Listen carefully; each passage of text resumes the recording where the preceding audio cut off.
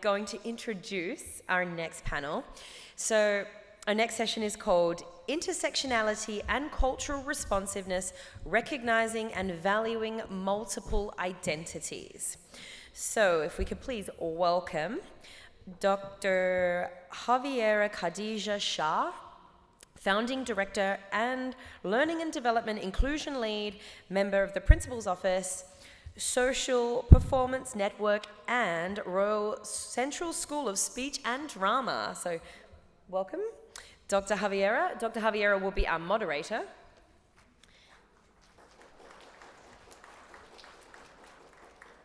And our panelists, John Shortring, founder and CEO of Support Edu, who we have already heard from today, who'll be gracing us with his presence again, and Kiran Pasha, Director and CEO, Evolution Preschools and Nurseries. Come on up, Kiran. And Mahima Garg, CEO, Certometer. Come on down. Let's give them all a round of applause. And if you want to take your microphones there, panel. And over to you, Dr. Javiera.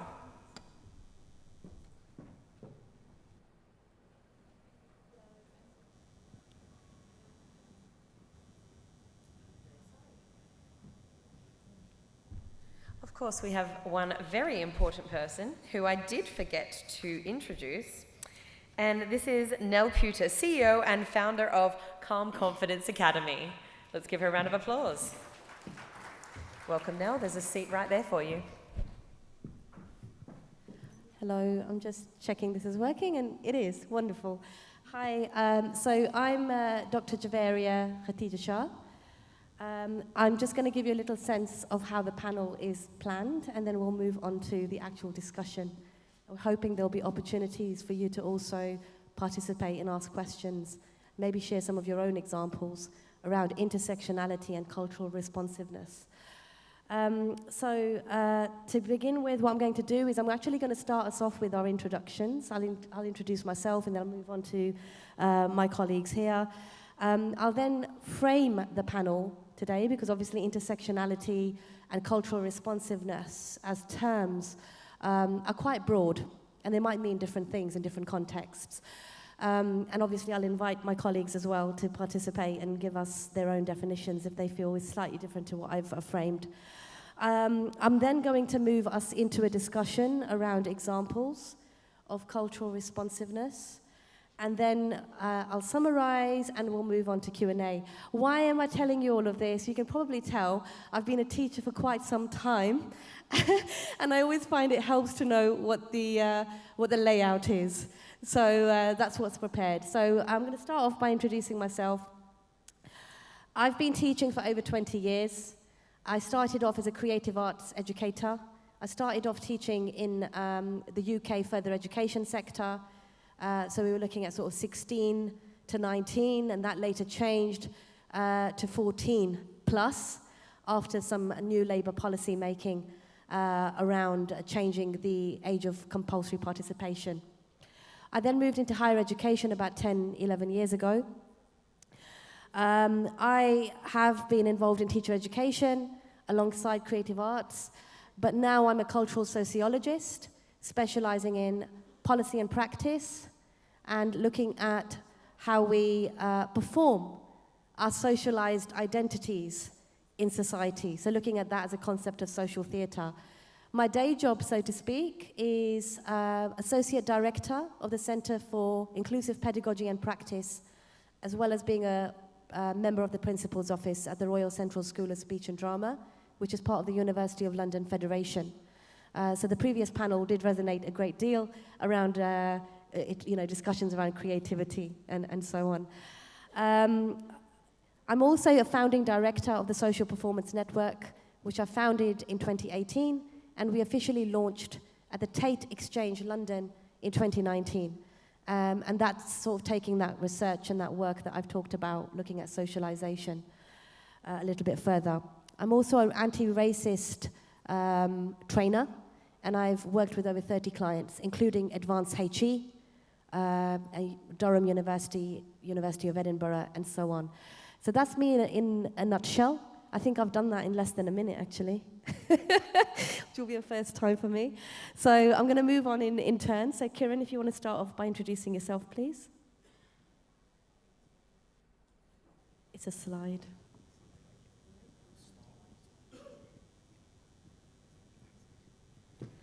Hi, can you hear me? Yes. Thank you, Javeria. I don't know about all of you, but I do find it difficult when somebody says to me, introduce yourself, or what do you do? Because I think, where do I start from? So I'm just going to try and summarize my journey as much as possible in a minute. So I started off by working as a teaching assistant in a nursery school in Pakistan when I was very, very young. Then I moved on to teach a bit of maths to secondary. I used to be good at maths, but now not anymore. Calculator is my best friend. And then we decided that we'd move to England, where, again, I started off by teaching in a preschool nursery. Then my children were too young, so I started off childminding, which is you work from home with young children. I think I did that for about 2 years, and because my own children were very young, I just felt that I was around little ones 24 hours a day, and my family started telling me that, you know, when the children aren't around you, your voice is very, very high, so tone down. But those kind of things I got used to.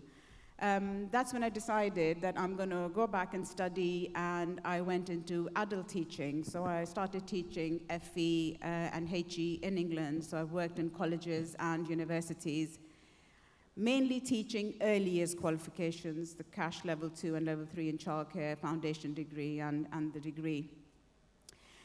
And then I was like, okay, don't want to work for other people. I've had enough. I did that for about 10 years. It's done some assessing and IQA. And I thought, you know what, I'm qualified and experienced in early years, so I'm going to set up my own preschool nursery, which I did in London. So I have 2 preschool nurseries now in London. Very, very good experience, I must say. But again, when I opened it, after a couple of years, I realized that it's very difficult to find quality staff. So I knew what I wanted to do with those children. I knew how to give them quality education and childcare and how to engage families. But I couldn't do that. In one of the nurseries, there was 35 children. It's not possible that I could work with each one of them. And then especially when I opened the second nursery, obviously impossible. I'm not going to be in 2 places at one time. And I struggled with staffing. So I thought, okay, what can I do? And I thought, I've been teaching in schools and universities and colleges, people who want to work with children. I've been training them. So let's do that. Let's train my own staff. And that's when I started doing training and learning and development. So I try and get people who want to work with children or who just have a passion, and I train them. So that's in a nutshell. So I have 2 preschool nurseries, and I do a lot of learning and development. I work in the UAE with some nurseries as well, and colleges, as well in Pakistan and London. Thank you. No, that's still not working. Just talk. Okay. Just talk. Okay. So I'm going to pass it to you, Mahima. Thank you. Yeah. Thank you. Thanks, Kiran and Javeria. I think it is very inspiring to hear your stories. I have been listening you guys, and I'm feeling inspired. Okay, so coming to my journey, I am Mahima, founder of Certometer. So if you have realized, we can scroll social media, Facebook, Netflix for hours and hours. The moment we shift to learning, we feel bored, every one of us. Why to blame kids? We are also like that. The moment say you have to learn this, oh, we are very quick in finding something else very interesting. And over the period, we realize that it's not only for children, it's for us. The cause of this is technology and should be solved with the technology. So I think we are distracted by technology and we are together with technology. So over the 2 decades of my entrepreneurship journey, we have been solving the problem of educators, student, and we are trying to build an interesting learning. So we have developed a platform where, student or any learner can come and stay there, stay engaged. If learner can smile in between the learning, I think he will stay. We want to teach more, but our concept is be there, be engaged there, and if you can smile in between, if you can, enjoy the concept, you will learn it. So we actually have a very good platform, very interesting platform, and very appealing videos and content through which people learn technology. So any technology you talk about, latest we are talking AI, cloud, machine learning, anything you do, we help people to, adopt technology and stay ahead in their career. So our concept is developing a personalized learning. Since we are talking this concept of, culture and everything, then how do we expect everyone to learn in the same way? We are talking across boundaries, but within the class, everyone learns differently. I can't solve this, one-on-one through assessment. It has to be solved through technology. So same question paper, if I give it to 10 people, definitely the score would be, different for everyone. But how about I assess people based on their skill, and I assess individual person based on their strength. Topic could be the same, but it is a sequential learning. If you have understood ABC, then I'll go to the next level. So it is not all for all. Thank you. It will kick in. It's kicking. It's kicking in. I'm not going to rap for you. It will be very old school rap. Okay, so is it fair to say that, your own journey is very inspirational. You said 2 decades of entrepreneurship, and you're clearly very passionate about bespoke models of learning and teaching. So do you think that's fair to summarize in a nutshell that you are an entrepreneur, 2 decades experience in trying to create creative sort of technical solutions to engage engage learners? Yeah? Oh gosh, that's impressive. Thank you, Mahima. Much appreciated. Thank you. Over to you, Nell. A little bit about yourself, please. Thank you. Hello, everyone. Yeah, it's kicking in. My name is Nell Putter. I'm founder of Confidence Academy, where we teach leaders and teams develop psychological capital. And something Mohita said, smile in between. I love that. And psychological capital, what is it? We do this through confidence mindset system and also positive leadership. And I love the idea of Kiran saying, okay, there were no teachers, and then I started teaching. It's like a perfect example of positive leaders saying, hey, there is something missing, but I can do it. And that's also confidence. It's also kind of self-trust. And this is what we teach leaders, bringing this positive psychology into the world, into the business, but also into education. And I'll have later on examples how we do that in the education sector. Fantastic. That's really great. Thank you so much. John? Hello, everyone. I'm back again. If the microphone, there we go. I won't explain myself again in terms of my profile. For those of you who missed me earlier, I run my own business. It's called Supported You. We'll talk more about that. My interest in this area is very much to do with leadership and cultural intelligence within leadership, which I will explore as we go through the conversation. So I will leave it there, and I hope to see as many of you later over lunch. Lovely, thank you so much. Thank you. Okay, so I'm going to frame the panel as I promised. So, gosh, intersectionality and cultural responsiveness, 2 very broad terms that could be understood in lots of different ways. The way I'm going to frame them today is if we look at intersectionality through the work of Kimberly Crenshaw, who is the founding thinker behind this concept and this idea of us consolidating lots of different embodied experience, a race being at the forefront of that. If you're not familiar with Crenshaw's work, she's a Black legal scholar, and she sort of founded this term on this idea of the Black experience in addition to embodying other aspects to that identity. So now obviously it's used in lots of different contexts. We could be embodying a range of different intersectional, nuanced identities. We could, for instance, be embodying race and neurodivergence, or gender and age. So there's lots of different ways to understand it, but essentially it's looking at the sort of holistic identities and how they frame in and how they carried and how they can inform experience and interaction and engagement. Cultural responsiveness then, therefore, is even more prevalent in the context of a globalized society. With technology, Mahima, your area, with technology, and then also this idea of if we're looking at it through the lens of, say, let's take higher education. I'll talk in a UK context, we're often trying to recruit international students. There's an expectation, obviously, that the spaces that we're holding for those students will be welcoming, will provide a sense of belonging, and will celebrate those different aspects to their identity. So when we're thinking of cultural responsiveness, the way I'd like to define it in today's discussion is thinking of it as a preemptive step that we're taking in order to assist a sense of belonging for everybody within our communities and our societies. Would anybody like to add anything different to what I've just shared in terms of definitional contexts? Well, I could, just one word you Sure. said, belonging.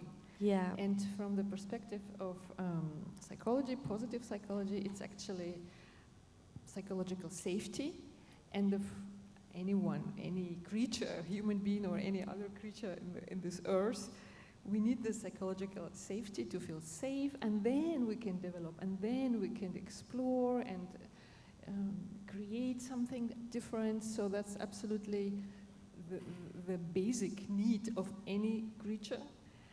And when we have this from the foundation, then we could talk about achievement and goals and different things like that. Well, that's fascinating, and I'm looking really forward to hearing your response to the questions, the question later, because absolutely, psychological safety it's a crucial kind of building block, really, isn't it? And I don't know whether you'd agree, Nell, but it sort of makes me think of how it sort of connects with ideas and concepts of trust as well, trust and vulnerability and the risking of trust, and feeling safe to be vulnerable in spaces, feeling safe to share in spaces, knowing that that would be accepted. So, I mean, there's so much there already. The cogs are turning. So I'm looking forward to asking you the question later. Thank you so much for that. I'm hoping that we will have time to ask you as well towards the end if there's anything that you would like to add in terms of your own understandings of definitions or your work or your examples. Okay, so just to give you a little bit of context of how I work with these concepts, and I'm going to move on and get more detailed examples from the panelists, is for me it's about embedding inclusion. So fostering cultures of inclusion and embedding that throughout not just organizations, but looking at it more holistically. So it's how we present in different spaces. So it's not just about the 9 to 5, so to speak. It's also about how we're interacting beyond that. We've already sort of touched upon this idea of sense of belonging, and we can always come back and revisit that. But again, I think that is really important. If you feel a sense of belonging, you're more likely to invest emotionally, intellectually in a space. And obviously, a lot of our interactions in institutional spaces and also socially can be transactional, and that doesn't have to be relating to the obvious kind of economic side. It could be relating to sort of cultural capital as much as anything. But I think for me, particularly in the line of work that I do, because I've been driving inclusion at the Royal Central for nearly coming up to 10 years now, it's this idea of recognizing identity and looking at identity as holistic, trying to recognize the whole of the person as much as possible, and recognizing the nuances and recognizing how that then frames into a range of other external factors, such as power dynamics, lived experience, different contexts, different interactions. So I think the two key terms that I would love for us to sort of keep coming back to today, if we can, is this idea of holistic approach and globalization. I would love to see what your views are on that as well, sort of implicitly as we're going through this. So now I'm going to go into my first and my only question. So yeah, this is a panel with a bit of a difference in this regard.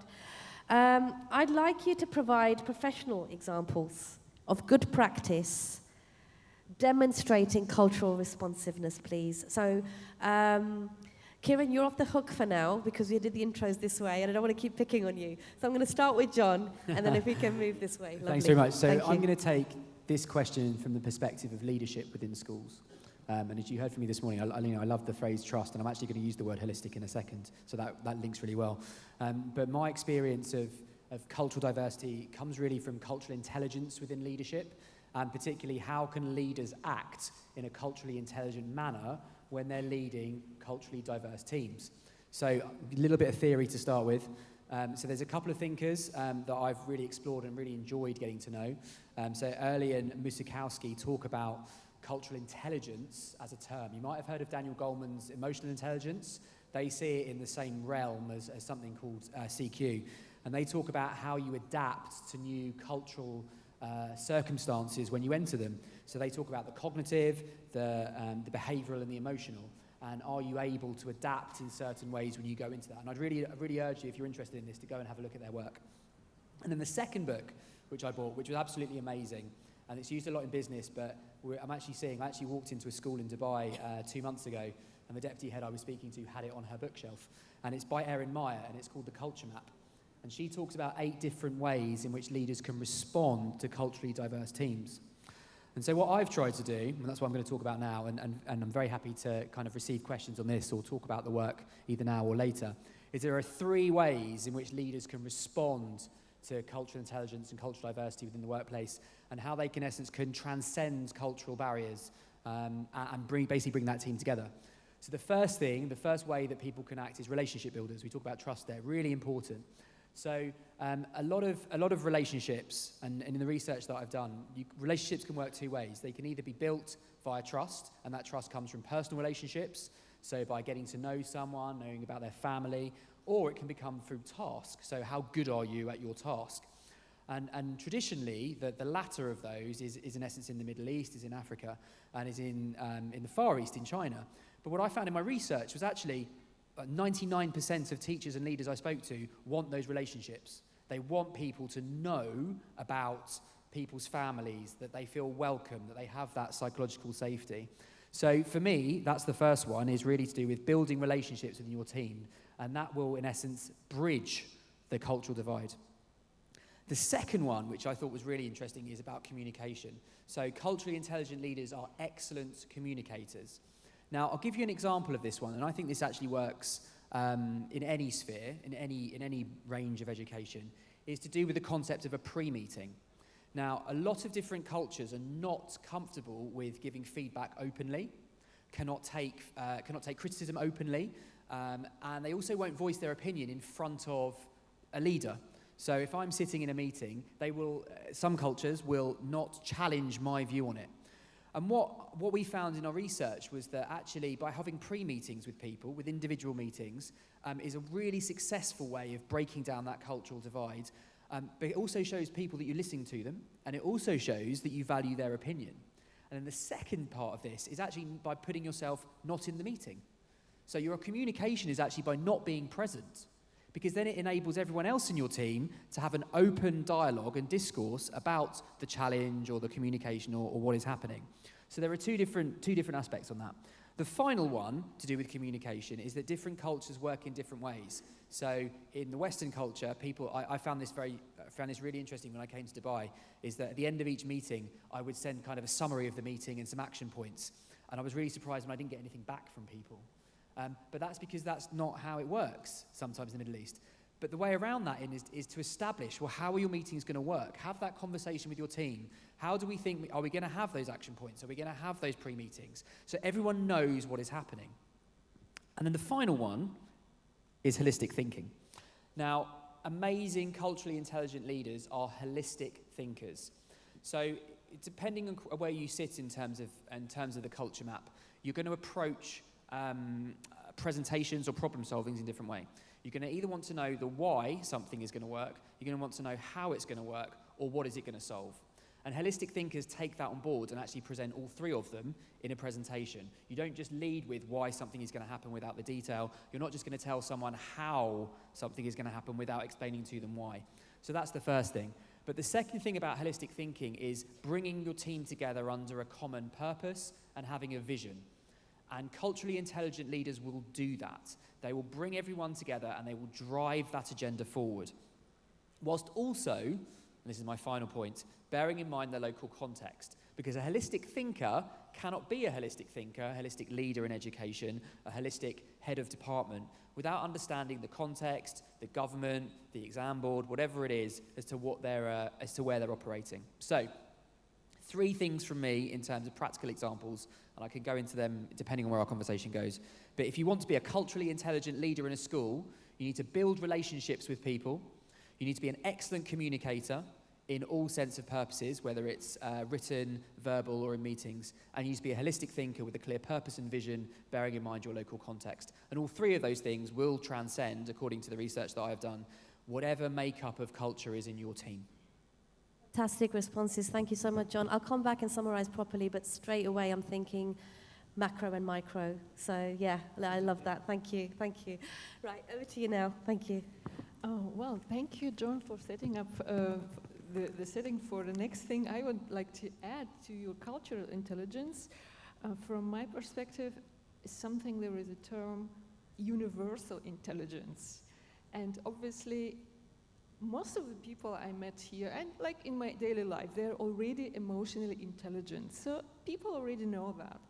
And cultural intelligence is absolutely important. But if I take you even a little level higher, universal intelligence, like saying it's something holistic as well, like, okay, there is a meaning to all of it, end of the day, on a universal level. I know it's a bit high, but obviously it's micro level, as you said. Of course, the question is, okay, how do I make it? There will be a micro level.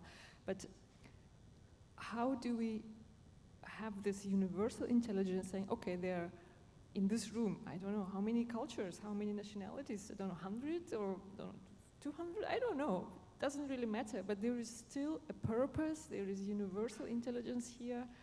And when we are open and curious towards each other, towards, okay, in the Middle East, this is how you do it. In India, this is how you do it. That's amazing. And like already having this mindset of, okay, what you're bringing in will add on to this universal development of something maybe not for me, but for the generations to come. And I know it's a little bit high what I'm talking. I mean, you need to also find ways to implement it in a practice, but just really prompting some thoughts in here. Interesting. I'll be really curious to explore that later on when we're thinking about it through the lens of the types of, I guess, stakeholders that we're trying to attract and the cultures that they belong to. Does that affect the literacy around this idea of what you're saying, universal intelligence? I'd be really curious to know how we can sort of navigate that around the specific cultural practices that we're trying to engage and learn about through the cultural literacy, and then like a universal literacy. Yeah, lots of food for thought there. Thank you so much, Nell. Thank you. I forgot to mention an example. Maybe later on, if I have time, I'll also give an example. Oh, no, I think we have got time, actually. We're doing very well for time. Yeah, okay. I'm going to pat myself now. I don't want to do it too soon, though. Yeah, okay. Go on now. Without really going here and saying, okay, I'm talking theory here, because positive leadership, obviously, we can implement it. And there's something measurable, there is something teachable, so it's not just a really happy land and smiling, because positive thinking is good, but obviously in the world there are challenges, there are also many different issues, so we don't say everything is just happy land, we just say, okay, things happen, challenges happen, issues are there, different cultures are there. There is some conflicts, external, but a lot of also internal conflict. I mean, in one person, so just imagine how many people when they are outside. So one example of positive leadership I implemented at Technical University at Hamburg. I come from Germany, Hamburg.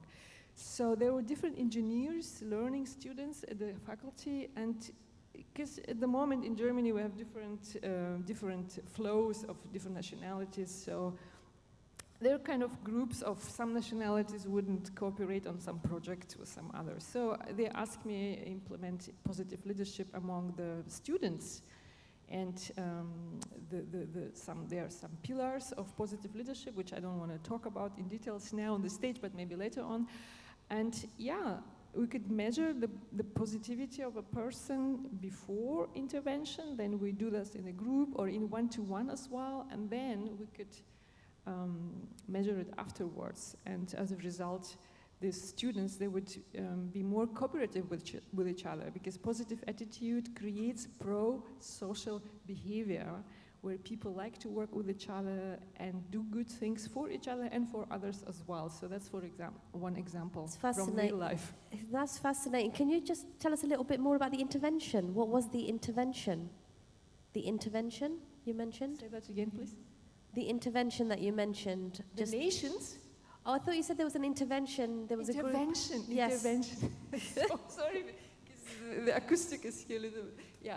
So it's I mean, this is my Surrey accent. When I do my actual Cockney accent, okay. You'll be in real trouble. So well, that's about communication, right? Like, okay, what did you say? What do you mean? Yeah, it's like asking one more question. The intervention comes from the positive psychology, and basically it's talking about, I don't want to really go deep in there, but talk about identities.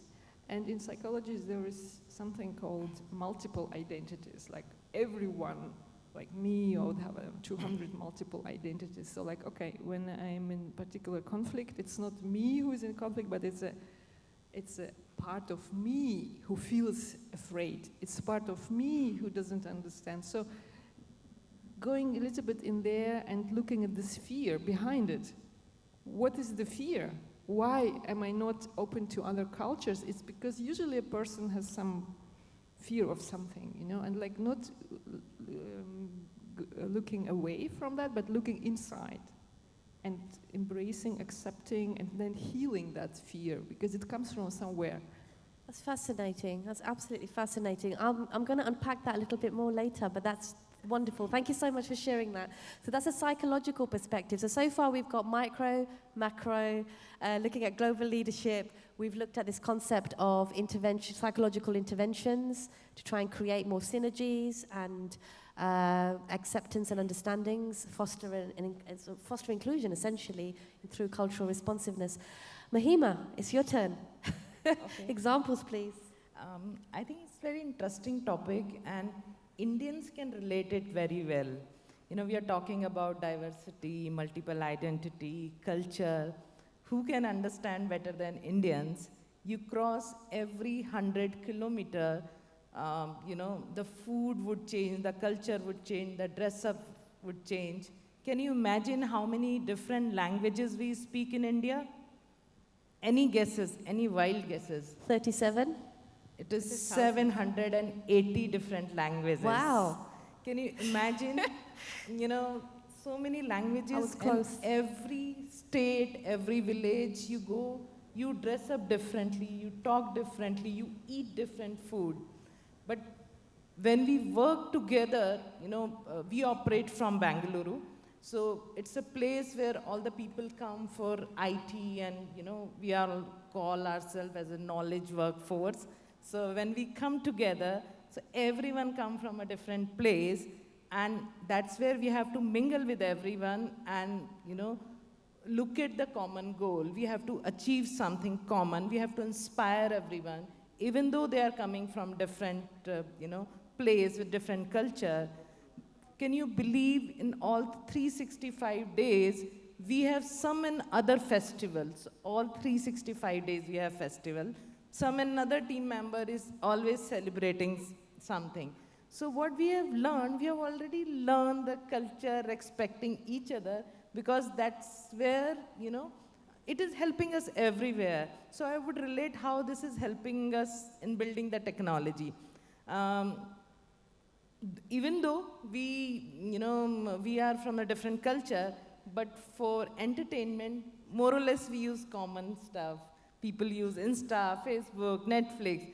How come we are common, right? We are liking everything. So one may like one dish, another may like another, but food is a common thing. So if you look at technology, all of us are using, cloud. We are using technology to bring at the same pace. So I got a chance to work with many international clients as well, where the learning approach was way different, and that helped us. So I'll give you an example. Say, if we all tend to answer quickly in the class, if you are being asked any question. Say, if teacher is asking, what is this? Everybody would try to answer first. So answering first is being taught to us. So this means if you're answering first, if you're raising your hand first, you are the smart guy, right? And that is being taught to us. Which means if I'm taking any interview of any technical person, if I'm giving a problem to solve, and if he starts solving the problem, for me, he's just doing how to do it. He's not asking me how I have reached to that problem. Is this the real problem?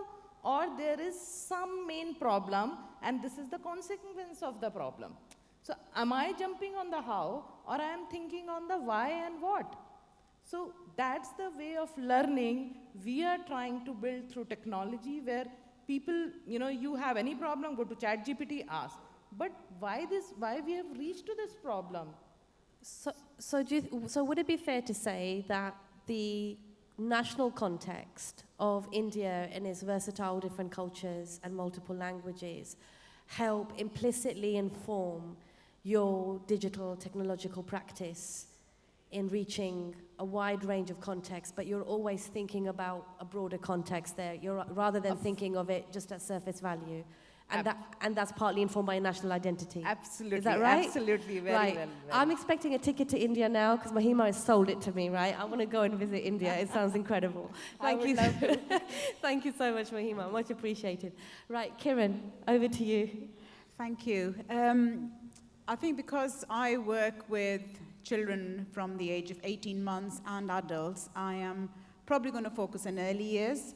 I know a lot of you, I think all of you have worked with adults, but not many of you have worked with early years. And listening to some of the panel discussions yesterday and talking to people outside, I think we will all agree that it starts from that age, because their minds are absorbent like sponges. So I'm actually going to keep it very simple and very practical by giving you an example of a child. So this child is going to be an imaginary child, and we're going to look at how the child may have multiple identities, what Nell also talked about, and how the adults working with them need to be culturally responsive. So let's assume that there is a child, let's say a 3-year-old boy, in a nursery setting in London. And he has recently come from, let's say, Poland. So his first language is Polish. He's a 3-year-old boy who comes into a densely populated area, and he starts nursery. What is the first thing will come to your mind as his need? It's language, right? It's an English-speaking country, English-speaking nursery, and the child does not have any English, no understanding of English. So obviously that is one of his needs, which is very obvious. So it's easy to address that. What do? We ask the parents maybe to tell us a few words in Polish. I'm thirsty, I'm hungry, toilet. Maybe provide books in the child's first language. There is that belonging that we've talked about. But that's not the only thing. We have to dive deeper into the context. We have to look at perhaps the socioeconomic background, their financial conditions. Is the child coming to nursery well fed or hungry, not going to be able to focus? Obviously, if it's a densely populated area of London, and those of you who are from the UK, they're mainly flats there, apartments. Does the child have access to outdoor play area? You know, some of the things that we actually don't think about. When we talk about cultural responsiveness, we often talk about discrimination only, but it does include children of families or adults who are probably more privileged than others. There's loads of things when we're looking at this child. Again, some of the things that may not be very common in countries like UAE or Pakistan or other Islamic countries, because I've worked in those countries, but because we're looking at a global issue or globalization, I'm talking about an example from London. The child may come from a family background where the parents are from the same sex, for example, and you are celebrating Mother's Day. The child has 2 dads. What do you do? So those kind of things we really need to look at, because that is the child's identity. That's what defines them. And for us as adults or the staff working with those children, there is a limit. We cannot know about every single culture and every single religion, but training, staff development is what comes in at this point, is that you need to make sure that your staff understand that the children or the families may have a lot of different needs, and how to cater for those needs. That's really, really interesting. I'm just curious, because obviously, and I will summarize very shortly and pass it over to yourselves very shortly as well, but I'm just curious, you've mentioned professional developments. I'm just interested, are there particular, I mean, how does that work? Like, how would you go out there and canvass the appropriate professional development providers to see that they are able to deliver the type of training that your staff need? So that was a part of my introduction, if you remember, that the reason why I started with the training company is that at least I know that my staff are ready and they understand the needs of the society, basically. So I do it myself, I train them. Okay. But even when I used to teach at colleges and nursery and universities, there's always something about cultural responsiveness, discrimination, so they do get the basic knowledge. We are lucky in the UK that a lot of workforce comes from a lot of different cultures and backgrounds. Absolutely. So they are actually aware of certain needs. Absolutely. But obviously in some countries it may not be the case, and then that's when the staff development comes in. That's wonderful. So if you need prof development training, Kiran's your person, okay, everybody? Yeah, look Kiran, for me. I hope you have business cards, okay. Thank you. Thank you.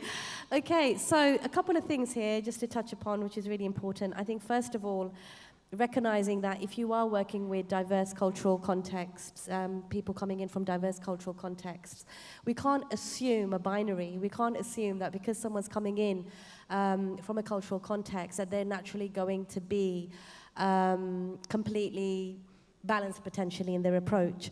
So an example that I can give is if we take the UKHE landscape, we're often actively trying to recruit international students into that landscape, but we can't assume that that's always going to work out as we're, quite, utopianly intending. So, for example, there are issues around. There could be the rise of fascism in certain countries, and we've recruited students from those places. There could be anti-blackness in certain communities. Right? We've just got to, so I think that's an important point in that we have to look at it from a balanced perspective. We can't always assume a binary, as in people are always coming in and they're coming in at a weaker back foot or a lesser back foot. Like it's all about sort of working together. I want to triangulate everything that we've discussed in a way through a really positive example. So this will hopefully touch upon, John, your points around global leadership and cultural literacy. They'll hopefully your point around universal literacy, psychological safety, and creating and fostering environments of inclusion. Mahima, a celebration of how macro nationalistic contexts can inform like the micro. So again, kind of synergistically with John. And then Kieran, obviously you gave some really fantastic London examples, and my example is going to be a London example. So I would define myself as a post-colonial Londoner. My father migrated to the UK in 1965 as a 21-year-old law graduate. I am an example of someone who was coming from different cultural contexts and heritages, but in a British context, as in born and bred in Britain. And was a really positive example for me was growing up in a very diverse London borough, in East London. Our primary school had a range of different representations there, mostly from within the Pakistani and Jamaican communities, but you had a real kind of mixture of different heritages, and obviously, and then in the 90s, you saw like an influx of Somali immigration occur as well. And one really positive memory that I have around, I think, which speaks to the leadership of that primary school that I went to, speaks to this idea of psychological safety, speaks to the idea of understanding the national contexts, to the demographics that are in front of you, and speaks to London, was this idea of our religious education, and that primary school factored in Rastafarianism as a religion that we were learning. And that really opened my eyes up from quite a young age around the different contexts, and that's something that I will always look back on fondly, and it was a really good takeaway. So I'm now going to pass it over to yourselves. Anyone here want to share examples from their own practice or talk about how they would define cultural responsiveness or intersectionality in action? It may not be the education context, it may be another context. Or anyone would have any questions? Yes? Hello there. All the dignitaries present here. I am Kalyan from India. So what do you think if government organization alliance with each other by sending their students international student exchange program from an infant stage to different countries, and like not infant, I can say at the age of 15 or 16 by student exchange program, and would that make a possibility to understand the valuing of multiple identities and recognizing different cultures? It's a really interesting question. Who would like to take that question from the panel? Yeah, I think it is very interesting question, and I can relate to it. Earlier, this concept was not there in India. If you look at right now, there are a lot of universities are, they're developing the campuses where they're doing the student exchange program. And based on my knowledge, whoever I met so far and whoever we have trained, it has always been a positive impact. And I would really suggest why we are crossing the boundaries always. Why don't we have within different states doing so? And why don't we make this as a mandatory practice, for all the colleges, schools, and exchanging their ideas and thoughts. So this is being implemented very well. It is happening different, in countries. And I would definitely, if government can intervene and do it within different state, it would really create a positive impact when they will reach to their professional journey. I actually think 15 is too old. In the school that I used to work in, we had a number of different international schools around the world, in China, Thailand, Monaco, and it was part of students who were 11 and 12. They would do exchange programs in those countries. So I actually think 15 and 16 is too old. I think it should be younger, in that kind of lower secondary, because that's the time when they're developing. It also, with another hat on as an examiner, as a senior examiner, you do it at 11, 12 and 13, there is less pressure on them at that stage as well. So it means that they're actually going to get that better global exposure at a younger age before then, and I know we had this conversation earlier about exam boards, etc., before they have to face those exams. Lovely, thank you so much. Thank you for your question, that was a great question. I'm so sorry. I've got this big red sign going, time's up. Sorry, I'm giving you behind the scenes away. You can catch us at a little later. We're happy to talk. Am I right? Sorry, I've spoken for us there. Thank you so much for your time and engagement today. Thank you. Thank you.